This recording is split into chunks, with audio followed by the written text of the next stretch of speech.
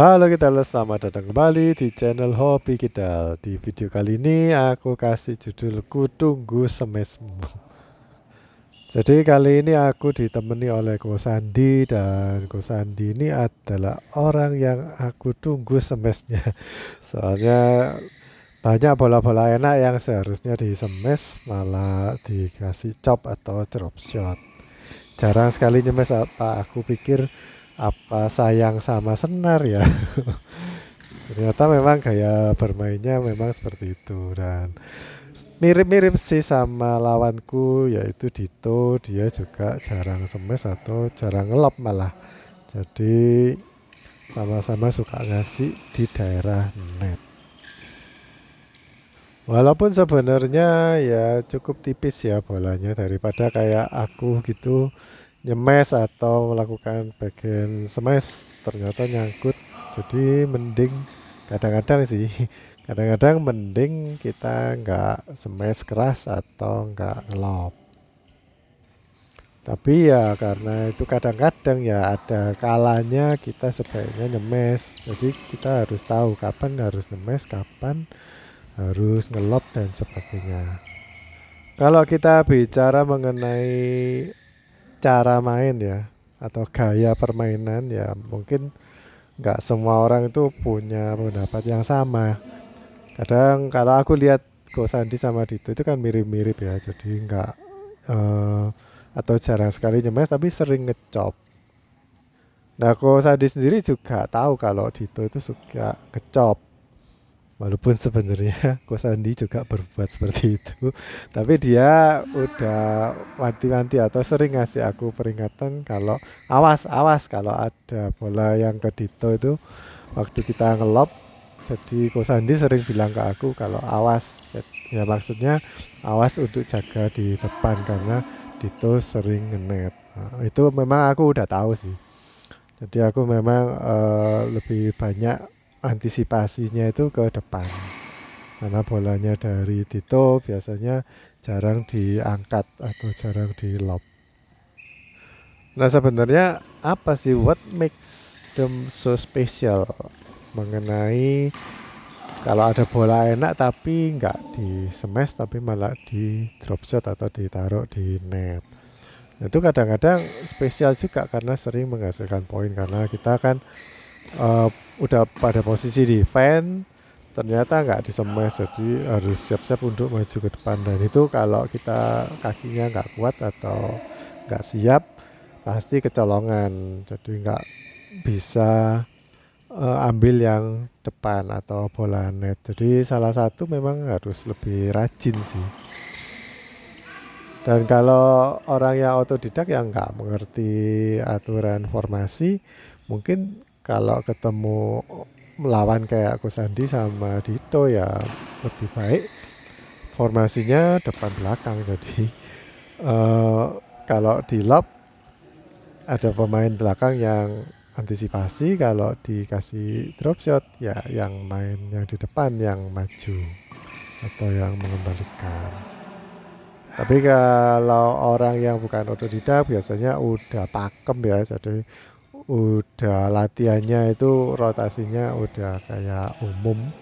Jadi ya kayak gini, aku ngasih drop shot tapi Ko Sandi nggak mau maju, jadinya aku kepotokan atau kelabakan karena dikasih ke depan dan aku nggak bisa ngambil. Ini juga aku jagain di depan, ternyata di lob dan Ko Sandi nggak ngambil yang di belakang. Harusnya kalau aku ngasih net atau ya ngasih ke daerah depan, itu harusnya Ko Sandi jaga di belakang langsung. Daripada kalian nunggu kapan Ko Sandi nyemes. Jadi video ini kalian bisa manfaatin untuk mempelajari tentang posisi lawan yang bagaimana, yang seharusnya kita ngasih bola yang bagaimana. Jadi kayak gini ya, kalau kita ngelob atau ngangkat bola itu kan kita bisa ngelihat gerakannya lawan itu mau nyemes atau mau ngapain. Nah kayak gini ya, Nah, di sini kan Neville itu posisinya udah terdesak. Harusnya dia mundur satu langkah lagi untuk mengembalikan bola itu. Tapi dia maksa untuk meraih. Jadi aku udah langsung antisipasi. Ini bakalan nanggung bolanya. Jadi aku langsung maju. Dan kalian bisa lihat Kosandi aja telat untuk maju karena aku yang ngelihat posisinya atau gerakannya Neville udah kayak gitu. Aku udah tahu kalau bakalan bolanya itu nanggung. Jadi aku langsung inisiatif untuk maju dan net kill. Nah, kalian juga bisa amati khususnya bagi kalian yang masih pemula ya. Kalian bisa amati gerakannya Neville. Nah, kalau aku bilang sih gerakannya Neville itu kurang bener ya. Dia itu jarang pakai lengan, jadi ngayun lengan tuh minim banget dan dia dikompensasi oleh gerakan volley atau dia itu mainnya banyak pakai volley atau pergelangan tangan. Coba kalian perhatikan ya, Neville itu kan nggak ada gerakan lengannya, jadi dia itu cuman pakai pergelangan tangan di pukul maju. Nggak tahu siapa yang ngajarin kayak gitu. Ya mungkin ada sebagian coach yang memang melakukan pakai volley itu banyak banget ya. Tapi ya aku rasa lebih enakan kalau kita dibantu sama ayunan lengan. Jadi benar memang kalau badminton tuh banyak mengandalkan volley, tapi itu cuman di momen-momen terakhir aja sewaktu timing kita memukul bola. Tapi gerakan yang lainnya itu bisa kita ayun lengan supaya ya lebih luas dan mungkin malah mengurangi cedera. Kalau kita kebanyakan pakai volley ya itu kan tubuh lainnya jadi kaku. Coba kalian lihat nanti kalau Neville itu nyemes atau mungkin ngelop atau ya pokoknya nanti kalian lihat sendiri bahunya, perhatikan bahunya Neville tuh kaku banget. Nanti aku rasa kalau dia udah ada umur 20-30-an pasti bakal merasakan sakit atau cedera. Waktu aku kemarin itu bilangin ke Neville, kamu itu jangan terlalu banyak pakai pergelangan tangan. Itu mungkin berhasil buat nipu lawan ya. Jadi kalau ngedut itu kan pakai pergelangan tangan. Tapi kalau sering digunakan seperti itu, ya itu berarti kamu tekniknya masih belum benar. Terus kehilangan momen untuk nipu. Kadang kalau kita berhadapan sama pemain yang otodidak ya, itu memang kadang gampang-gampang susah sih, soalnya gerakannya mereka itu nggak umum dan kita nggak bisa baca. Ini orang mau ngasih drop shot atau mau ngasih smash atau mau ngasih lob itu agak sulit bacanya karena nggak umum gerakannya.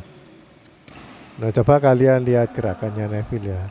Itu dia kan nggak pakai lengan tapi cuman pakai pergelangan aja dan hasilnya out. Ya kalau memang gerakannya kalian nggak standar atau nggak umum otodidak nggak apa-apa asal bisa masuk ya, tapi ini kan karena kesalahan teknik jadinya sering banget bolanya tuh out atau nyangkut atau ya apa ya atau nanggung sih kalau tekniknya belum benar ya. Walaupun aku bisa mengakui bahwa smashnya Neville itu cukup keras dengan bantuan pergelangan tangan. Cuman arahnya mungkin kadang kurang tepat. Sekali lagi backhandnya dari Neville atau defense yaitu nyangkut. Kadang memang ada orang yang suka menunda untuk mukul. Itu kan seringnya ngambil di bawah. Kalau aku sih lebih seneng ngambil di atas ketinggian net. Soalnya kita lebih banyak neken lawan kalau kita ngambilnya di atas. Tapi kalau ngambilnya udah dari bawahnya net itu bolanya kan jadi melambung atau bolanya ke atas. Nanti malah lawan yang bikin kita tertekan atau lawan jadi punya kesempatan untuk untuk neken kita. Mari kita lihat gerakannya Coach Andi. Sebenarnya ini momen yang bagus untuk ngasih smash ya, tapi dia malah ngasih drop shot. Terus nyangkut pula, dan kalau kalian amati gerakannya dia itu terlambat. Jadi ngambilnya di bawah, terus bolanya itu agak melambung. Kalau aku sih mending ngambilnya di atas. Kalau memang mau drop shot ya, ngambilnya di atas jadi setengah smash tapi nggak full smash. Jadi bolanya lebih cepat turun dan lebih minim resiko untuk nyangkut.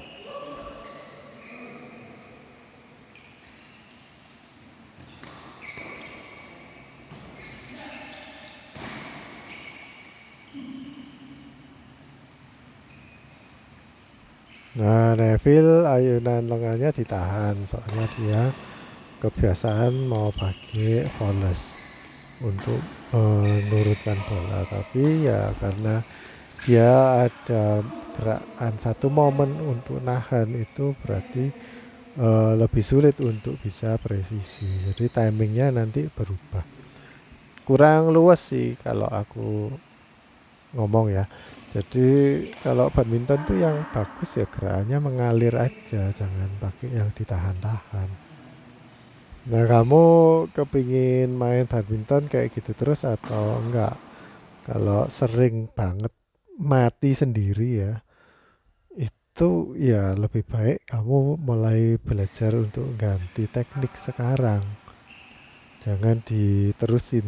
Maksudnya kalau kamu pakai teknik seperti itu terus dilatih 10.000 atau ratusan ribu kali supaya bisa masuk ya, itu aku rasa lebih makan banyak waktu daripada kamu memperbaiki teknik yang benar, yang aku yakin kemungkinan masuk atau kemungkinan menghasilkan poinnya itu lebih banyak daripada kalau kamu pakai teknik yang seperti itu.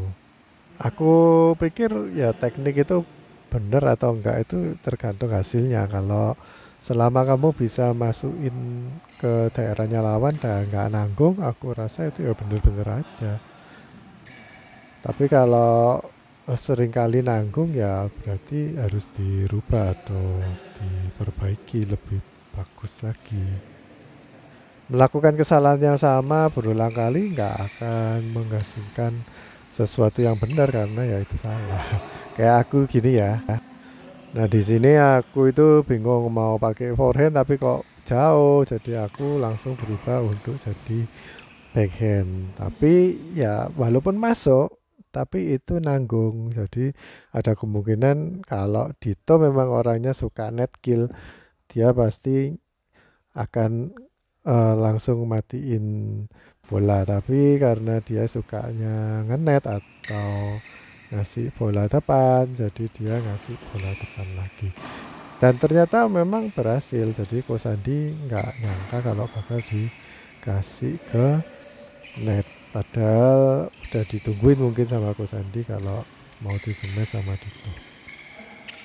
Ya kadang-kadang taktik ya, aku rasa taktik yang seperti itu, seperti yang dipakai Dito sama Ko Sandi, jadi sering ngasih bola net yang kebanyakan dari kita pasti mikirnya mau di-smash, ternyata dikasih net.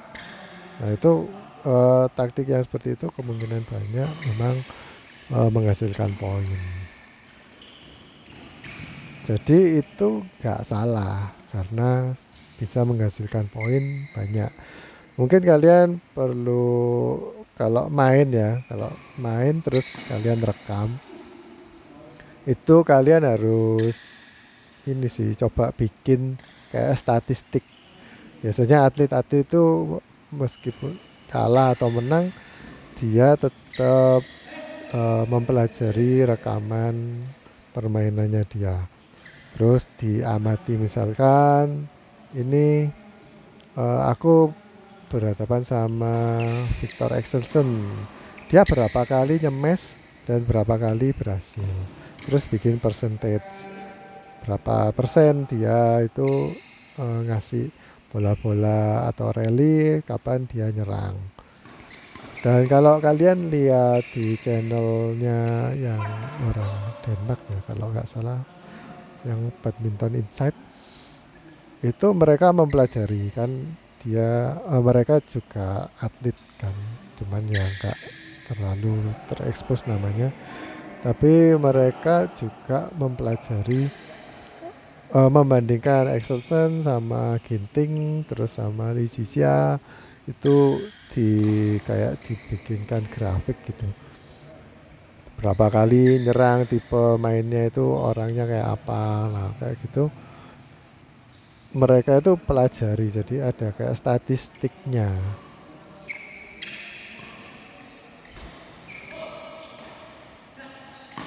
Nah, aku sarankan kalian juga bikin grafik atau statistik kayak gitu. Kalau pingin tahu taktik atau teknikmu itu berhasil atau enggak, berapa persen berhasilnya dan berapa persen enggak berhasilnya. Ya tentunya untuk memperbaiki performa kita ya. Kalau banyak enggak berhasilnya ya kenapa kita harus pakai taktik yang sama terus. Jadi ibarat kita itu panglima perang, kalau tekniknya seringkali membuat kita kalah, ya kenapa kita harus pakai terus? Nanti jadi prajuritnya banyak korban terus-menerus, itu kan nyawanya orang ya. Jadi kenapa harus dipakai terus? Jadi kita harus rubah lah untuk bisa lebih baik dan yang menguntungkan buat kita.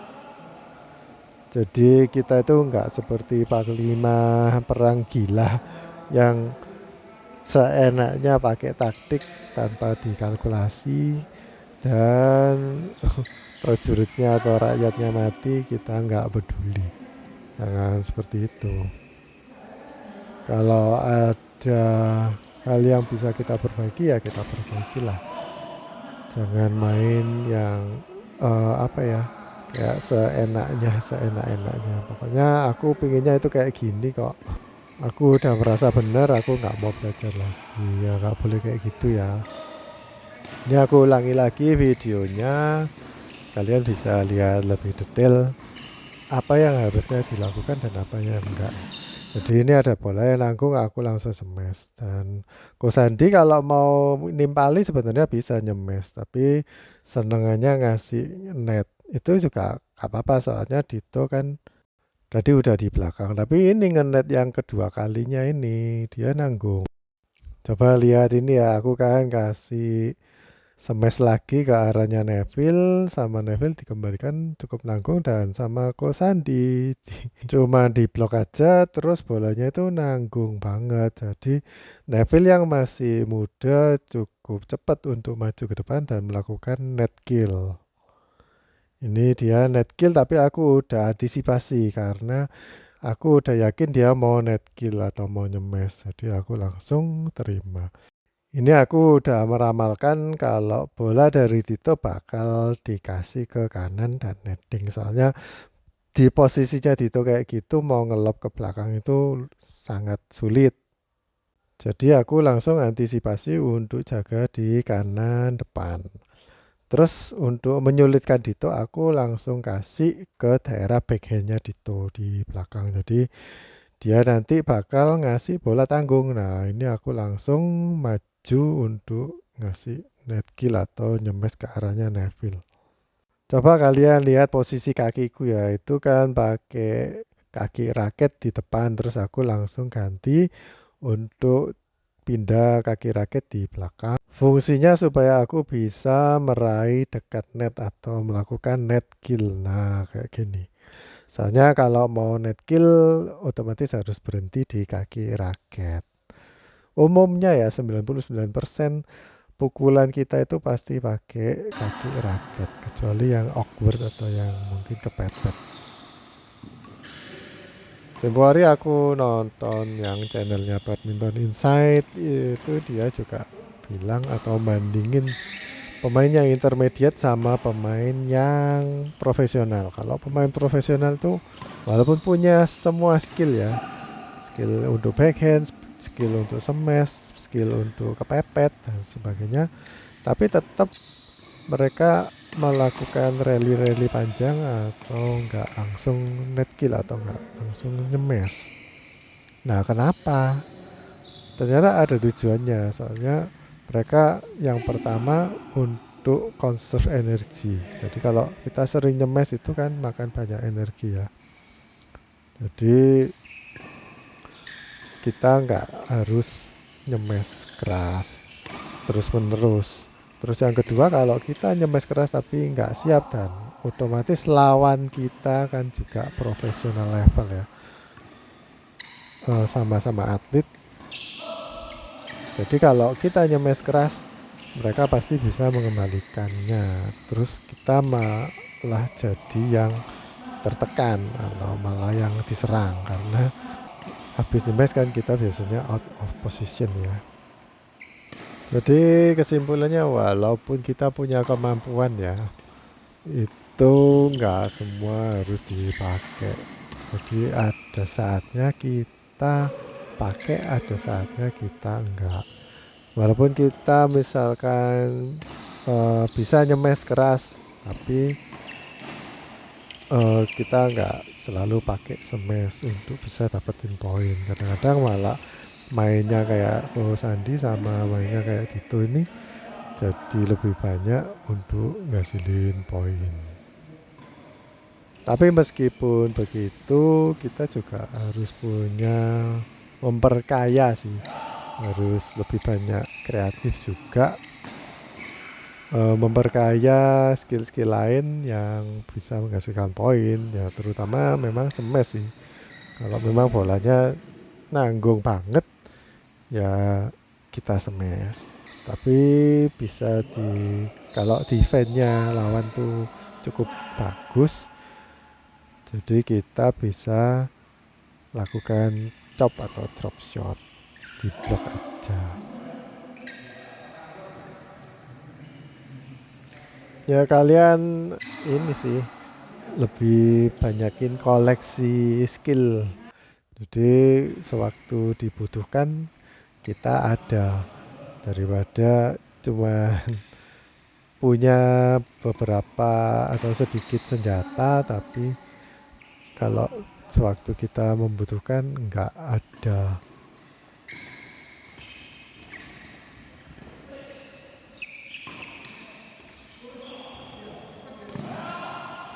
Nah, di sini aku lumayan nanggung ya backhandnya.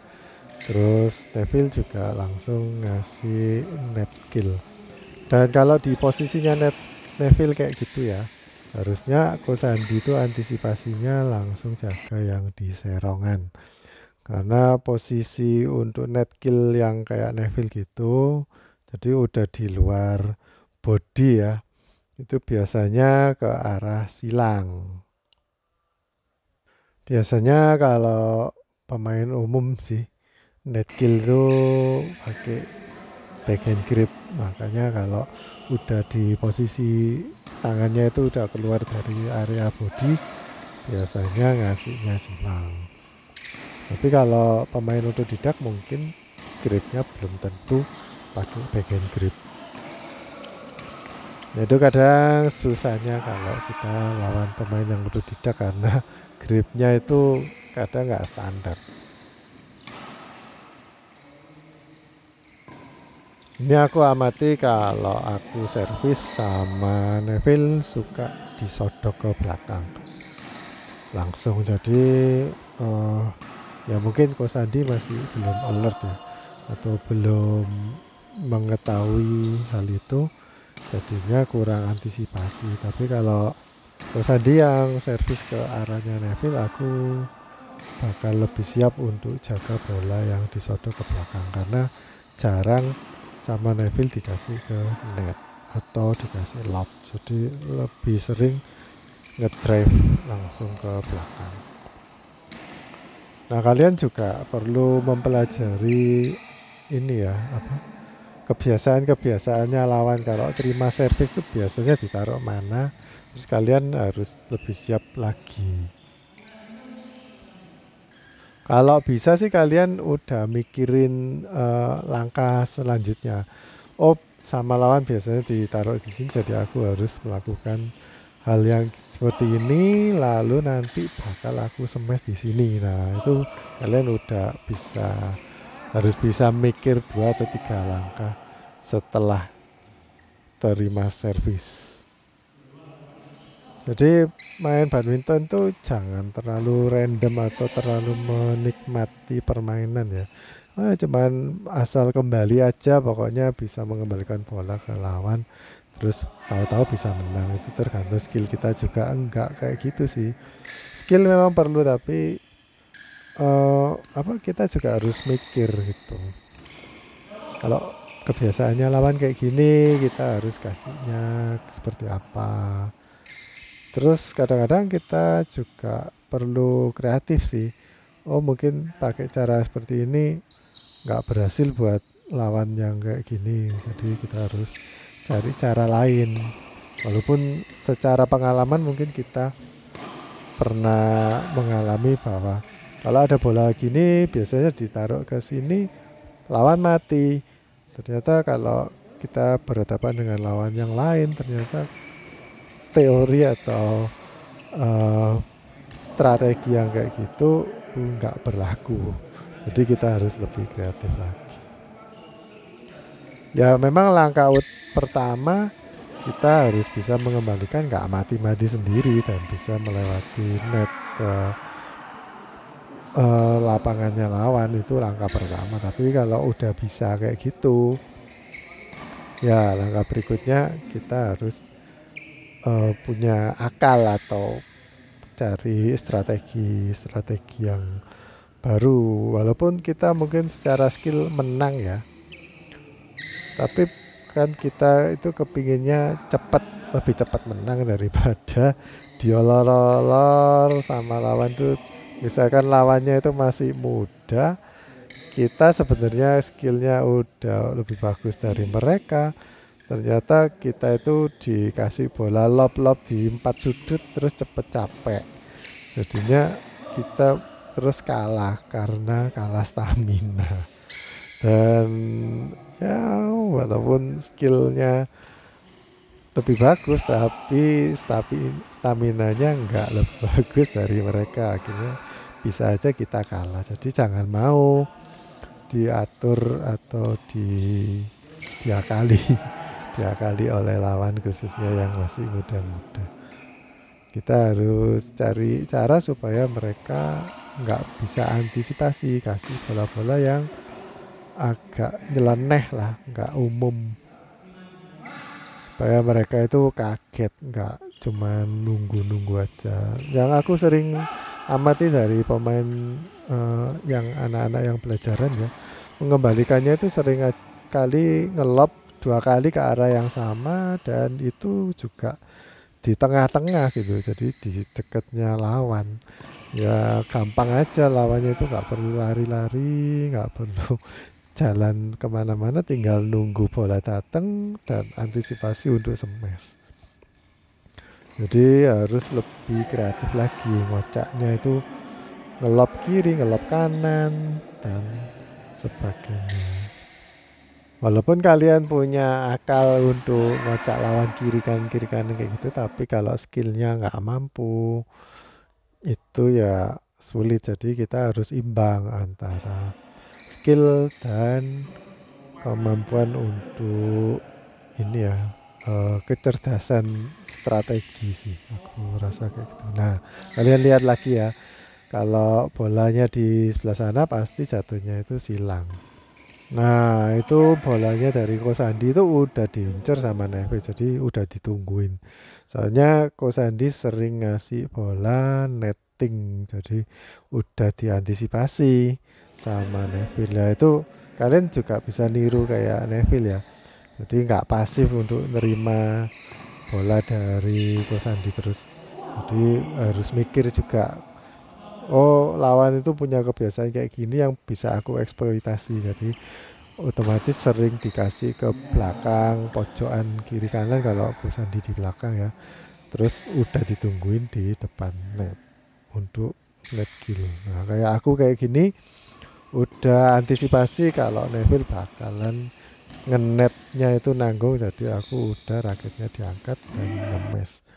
Soalnya aku amati nettingnya Neville masih buruk karena ya itu tadi, karena pakai voles, jadi nggak bisa tipis.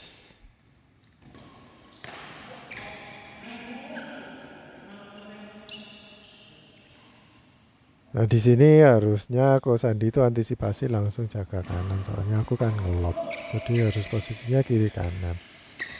Tapi di sini aku berperan sebagai penggendong, jadi harus siap jaga di belakang. Kalau mix double kan juga yang cewek itu jarang banget untuk ngambil bola yang di belakang, walaupun yang belakang itu ngelop. Nah kayak gini Ko Sandi itu kan punya skill smash sebenarnya, tapi jarang dipakai. Yang penting kalian punya banyak perbendaharaan teknik lah, supaya waktu dibutuhkan kalian bisa pakai. Jangan puas dengan teknik yang itu-itu aja, walaupun sebenarnya banyak dapetin poin. Nah kayak gini, kasus kayak gini kan bagus sebenarnya, nggak harus di smash atau di net kill, tapi cukup di block atau dikasih netting aja langsung dapat poin. Tapi sayangnya habis dapat poin, servis nyangkut. Nah, servis itu juga salah satu skill sih. Jadi nggak gampang juga untuk latihan servis. Neville nyangkut soalnya tangannya waktu nyemes tuh nggak lurus, jadi ditekuk sikunya, terus pakai pergelangan tangan. Sayang banget karena masih muda, harusnya belajar lebih banyak teknik. Walaupun smashnya cukup keras kalau pakai pergelangan tangan, jadi pergelangan tangannya Neville itu kan kuat ya. Tapi lebih bagus lagi kalau pakai teknik yang benar, jadi lengannya lurus juga dibantu pakai pergelangan tangan, pasti bisa lebih keras dan lebih akurat lagi. Nah kadang-kadang kebiasaan kita itu juga jadi bumerang sih, jadi maksa, walaupun bola nggak enak tapi maksa untuk ngenet. Makanya bolanya Dito yang terakhir out. Sampai di sini aku merasa kalau lawan kita lebih banyak nyerang ke Kosandi, jadi kita lebih sering kehilangan poin sih. Nah, di saat-saat seperti kayak gini baru Kosandi mau nyemes. Ya, ternyata dari tadi tuh ngefur tuh. Jadi Kosandi cara nyemes. Oke, gitu aja video kali ini. Gamenya udah berakhir, kita yang menang. Sampai jumpa di video berikutnya. Dadah.